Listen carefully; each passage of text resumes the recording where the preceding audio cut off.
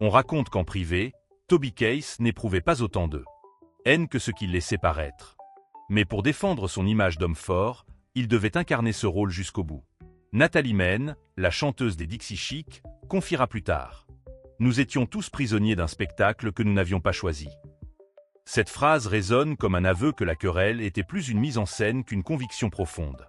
Un autre secret, longtemps dissimulé, fut son rapport à la maladie. Pendant 2 ans, Keith cacha la gravité de son état. Ses proches décrivent un homme obsédé par la scène, refusant les traitements, qu'il affaiblissait trop, choisissant de se produire malgré la douleur. Il disait que chanter le faisait se sentir vivant, même si son corps le trahissait, confia un membre de son entourage. Les images de ses derniers concerts, où il s'appuyait discrètement sur son micro pour tenir debout, révèlent cette vérité. Toby Keith préférait mourir debout, devant son public, plutôt que de s'éteindre dans l'anonymat. Les médias jouèrent un rôle essentiel dans cette tragédie. Pendant ses années de gloire, il le présentait comme le cow-boy invincible, l'homme qui ne reculait jamais. Mais au moment de sa maladie, le ton changea. Soudain, l'icône fut humanisée. Les mêmes tabloïds qu'il avait attaqués pendant ses polémiques publièrent des photos attendrissantes de lui avec sa famille, de son sourire fatigué mais sincère. La presse américaine, souvent impitoyable, découvrit alors une nouvelle facette de Keith, celle d'un père, d'un mari, d'un homme vulnérable. La réaction du public fut tout aussi contradictoire. Les fans patriotes continuèrent de le voir comme un héros, un martyr de leur Amérique. Mais certains critiques, longtemps virulents, admettaient que Keith avait été victime de son propre personnage. Il était prisonnier de l'icône qu'il avait créée, écrivit un journaliste du Rolling Stone.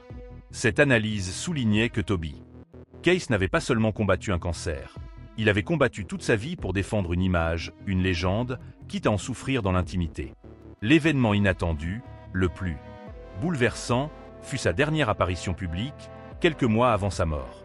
Amaigri, mais vêtu de son éternel chapeau, il déclara devant la foule « Je n'ai jamais eu peur de mourir. Mais j'ai toujours eu peur de décevoir ceux qui croyaient en moi. » Cette phrase, restée dans les mémoires, fut perçue comme son véritable testament. Derrière le chanteur provocateur, il y avait un homme qui cherchait l'amour et l'approbation de son public, jusque dans ses derniers instants. Ainsi, la vérité noire de Toby Keith n'était pas seulement sa maladie ou ses scandales. C'était l'écart déchirant entre l'image publique et l'homme privé.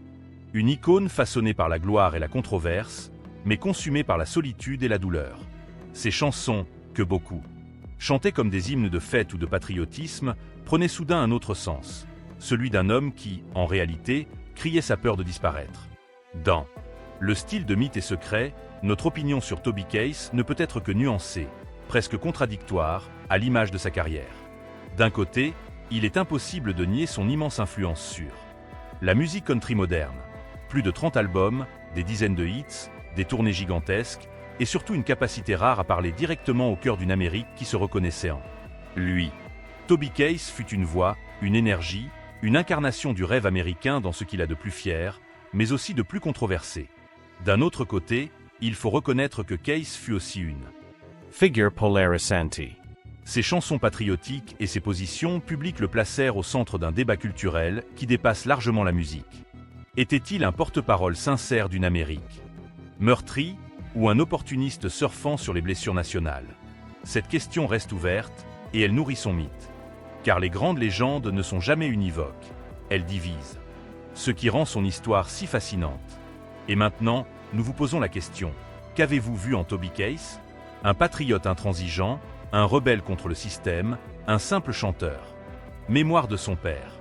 Et lorsque résonne American Soldier, ce n'est pas un simple hommage.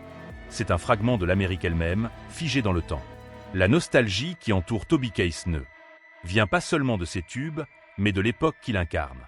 Les années où la country dominait les ondes, où un cow-boy pouvait devenir une superstar mondiale, où la musique pouvait encore diviser autant qu'elle rassemblait.